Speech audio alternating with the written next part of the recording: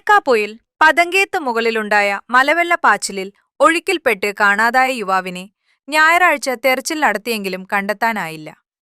മലപ്പുറം കുണ്ടോട്ടി മുണ്ടപ്പറമ്പ് ഷിബിൽ 25 കാണാതായത്.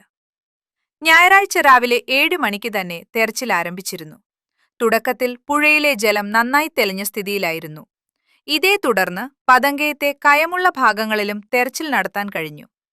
അതേസമയം ഡ്രോൺ ഉപയോഗിച്ചും പരിശോധന നടത്തിയിട്ടിട്ടും കണ്ടെത്തിയില്ല.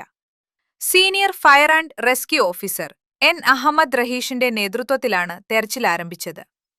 Kozhikode fire and rescue team, scuba team, Thiruvambady, Kodenchery police ഓഫീസർമാർ, വിവിധ സന്നദ്ധ സംഘടനകൾ, നാട്ടുകാർ എന്നിവരും പങ്കെടുത്തു.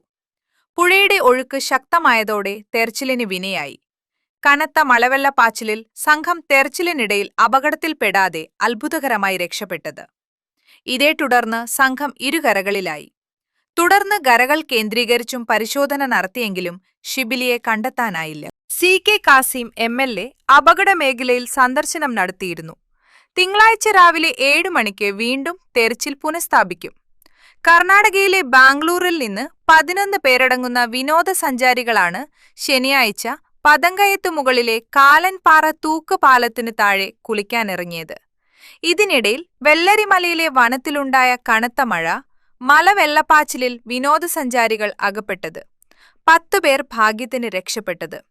ഇതിൽപ്പെട്ട 3 പേർ ഒഴുക്കിൽപ്പെട്ട് രക്ഷപ്പെട്ടെങ്കിലും പാറക്കെട്ടുകൾക്കിടയിൽപ്പെട്ട് ശരീരം ഉരശിയും മുള്ളുകൾ തറച്ചും പരിക്കേറ്റു. ഇവരെ ഓമശ്ശേരി സ്വകാര്യ ആശുപത്രിയിൽ പ്രവേശിപ്പിച്ചു. വിനോദസഞ്ചാരികൾക്ക് ഗൈഡായി വന്ന വട്ടോളി ഷിബിൽ ശനിയാഴ്ച മുതൽ കാണാതായത്. ഒഴുക്കിൽപ്പെട്ടവരെ രക്ഷപ്പെടുത്തുന്നതിനിടയിലാണ് ഷിബിൽ അപകടത്തിൽപ്പെട്ടത്.